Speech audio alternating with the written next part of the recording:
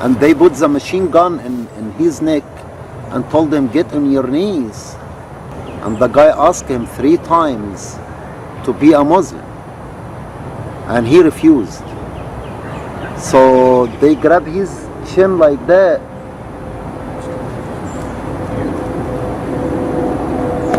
and they cut his neck.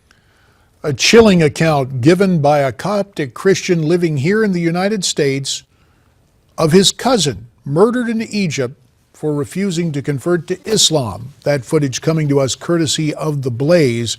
We should note that Coptic Christians are one of the groups facing genuine persecution in the Middle East today. Christians in Egypt face daily threats for not embracing the Muslim faith. It's a persecution one man says we all here in America need to know about. Let's bring in that gentleman to go in depth. He is Dr. Michael Morgan, a Coptic Christian himself, now a New York-based physician and host of American Pulse TV that airs in Egypt. He joins us from Newsmax New York, and likewise, our contributor for this hour, our good friend radio and TV commentator, Ellis Henican. Doctor, you wrote an op-ed for the Daily Caller talking about your personal experience as a Coptic Christian growing up in Cairo. Would you relate more of what you wrote in that article to our viewers right now? Sure. Things have, when I grew up in Egypt when I was very young, we faced a daily persecution in the streets and schools and all that matter. And then things under Mubarak regime were bad, but not bad enough for Christians. At least, some people were persecuted Christians would be arrested and put to jail sometimes, or get some sort of punishment. But in Morsi's time, like when the Muslim Brotherhood took over, which were unfortunately backed by our government here at that time, it was like an open season for on Christians. Like anybody would persecute Christians, try to convert them to Islam, burn churches, kidnap girls, things of that matter. And it was getting really, really bad. And the Egyptians finally rose on 2013, June 30th, 2013, and said enough is enough. And everybody, 33 million people went on the streets, conservative Muslims and Christians, and said enough is enough. People started to feel the threat of terrorism and political Islam. So that's what happened in Egypt. Yeah, well, Doctor, let me put the question to you like this. Democracy is a wonderful thing until the majority of the people get together and start doing things that are abhorrent. Is the fundamental problem in Egypt that a country that's just about 95% Muslim, the democratic aspirations of that majority to have a Muslim state are taking hold in the absence of the dictator Mubarak, and the people are getting what they want there, the majority of them? Is that really what's happening?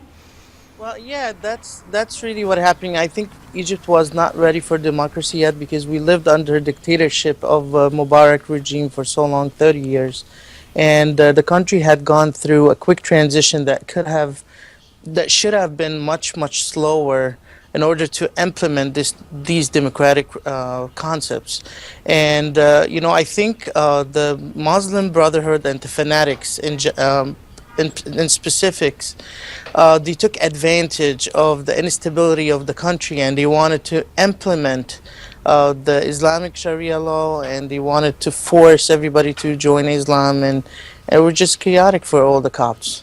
Dr. Morgan, about a minute and a half remains, and of course now the Muslim Brotherhood is out of leading the nation. President Al-Sissi is in. Now, he has talked about reformation of Islam. Would tolerance of other faiths be high on your list to see in an Islamic reformation? And how successful do you think the new Egyptian president will be in that regard?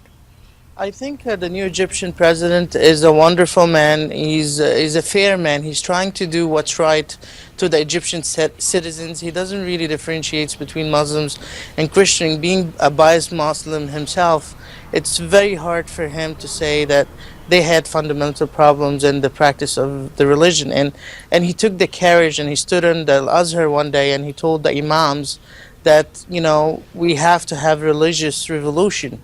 What you folks are teaching people in the mosques, it's impossible for 1.3 billion people to kill 7 billion people just for that 1.3 people to live.